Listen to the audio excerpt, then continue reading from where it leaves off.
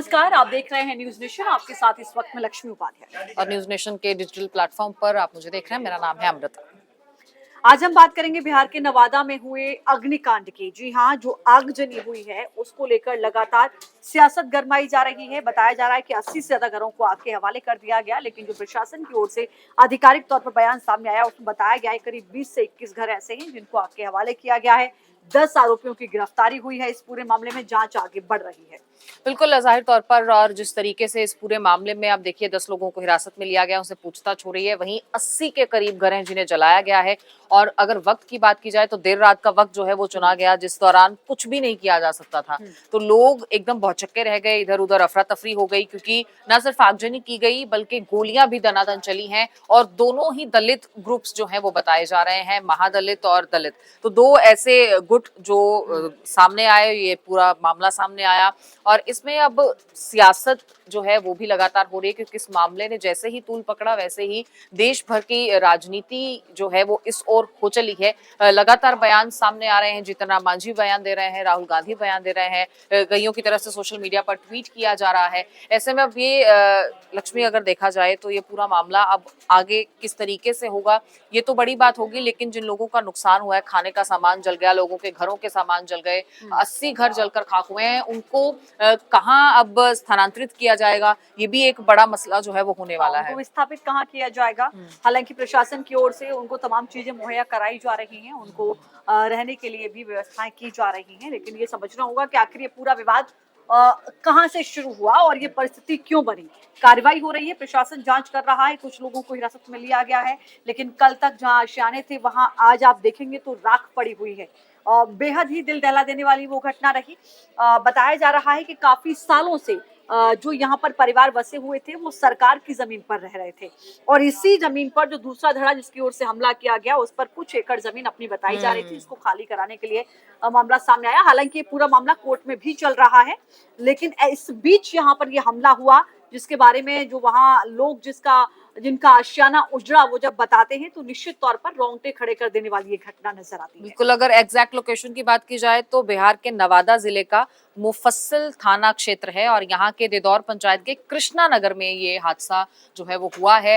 हादसा भी नहीं, सोची समझी साजिश इसे कहेंगे, क्योंकि घरों को आग लगाई गई है, गोलियां वहां पर बरसाई गई हैं। और यहाँ पर आपको ये भी बता दें कि आगजनी से या गोली लगने से तो किसी की मौत नहीं हुई है, लेकिन इस भगदड़ में हार्ट अटैक से एक व्यक्ति की मौत की खबर भी सामने आई है। तो वहीं इस पूरे मामले में पुलिस तक जब बात पहुंचती है तो पुलिस ने भी कार्रवाई की, पुलिस वहां पहुंचती है, और अफरा तफरी में पुलिस ने इस पूरे मामले में 10 लोगों को जो है वो हिरासत में ले लिया है। उनसे भी पूछताछ जो है वो की जाएगी कि आखिर कहाँ कब इस पूरे मामले को लेकर, इस पूरी आगजनी को लेकर प्लानिंग की गई, क्या कुछ और भी प्लानिंग थी जिसे एग्जीक्यूट नहीं किया गया, या आगे के लिए क्या कुछ प्लानिंग, क्योंकि आगे घातक और भी हो सकता है। निश्चित तौर पर देखिए, जो वहाँ के जो गांव वाले हैं जिनके घर जलाए गए हैं या जो उस वक्त वहां पर लोग मौजूद थे, उनका ये कहना है कि बुधवार की रात से दबंगों ने पहले हवाई फायरिंग की, उसके बाद पेट्रोल डालकर घरों को आग के हवाले कर दिया।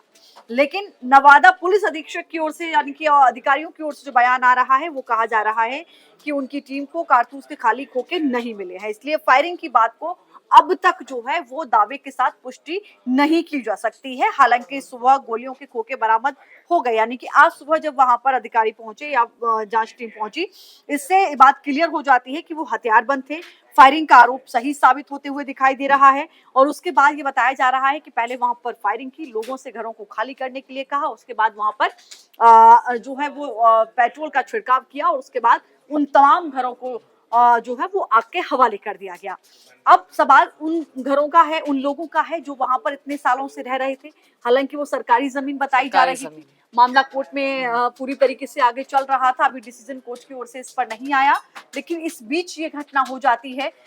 दोनों ही तरफ से कहा जा रहा है कि जो समाज रह रहा था वो भी दलित समाज ही था, और जिनकी ओर से ये हमला किया है पड़ोस के गांव की वो दबंग है जिनकी ओर से हमला किया वो भी इसी समुदाय से आते हैं।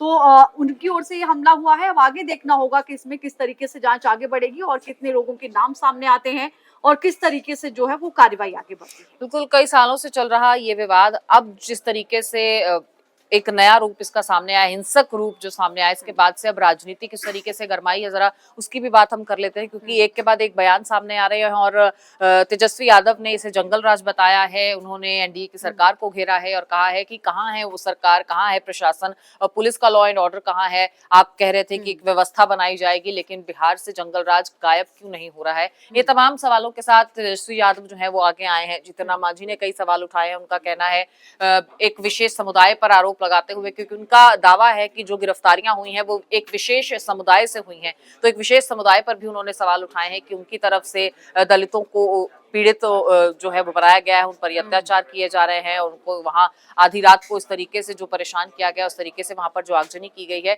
तो ऐसे में एक पर्टिकुलर समुदाय को घेरना, ये भी अपने आप में एक सियासत के अलग एंगल की तरफ इशारा करता है। निश्चित तौर पर देखिए, जंगल राज का यहाँ सवाल इसलिए भी तेजस्वी यादव उठा रहे हैं क्योंकि जब नीतीश कुमार की बात होती है, सुशासन बाबू उनको कहा जाता है, वो लगातार ये दावे करते हैं कि उन्होंने जंगल राज को खत्म किया है। जंगल राज का जिक्र ही आरजेडी की सरकार जब हुआ करती थी, दिन दहाड़े डकैती, हत्या, इस तरीके की वारदातें जब सामने आती थी, तो उसको जंगल राज का ही नाम नीतीश कुमार की ओर से ही दिया गया था। कुछ ऐसी ही घटना इससे जोड़कर तेजस्वी यादव देख रहे हैं। वो कह रहे हैं कि आपका प्रशासन, आपकी पुलिस कहाँ थी, सरकार कहाँ थी जिस वक्त एक सरेरा जो है वो घरों में आग लगा दी गई? तो ये भी तो जंगल राज का ही एक उदाहरण है। आप इसको क्यों नहीं रोक पाए? हालांकि सत्ता पक्ष की अपनी एक दलील है, उनकी ओर से कहा जा रहा है कि समय रहते वहां पर प्रशासन पहुंचा है, गिरफ्तारियां हुई हैं, जांच हो रही है, कार्रवाई हो रही है। ये सत्ता पक्ष की अपनी दलील है, लेकिन विपक्ष इस पूरे मामले को लेकर सरकार को घेर रहा है।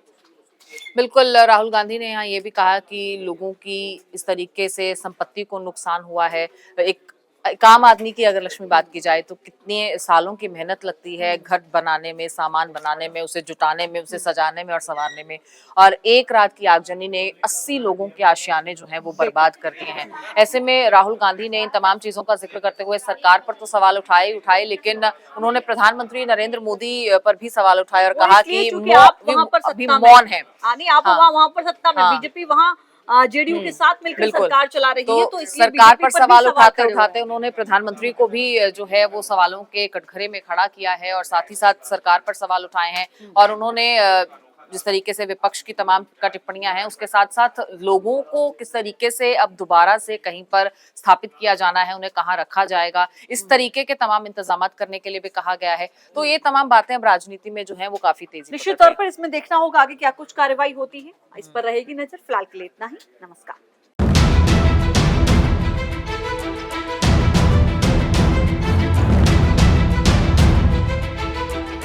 न्यूज नेशन अब व्हाट्सएप पर खबरों के ताजा अपडेट के लिए न्यूज नेशन के इस क्यूआर कोड को स्कैन करें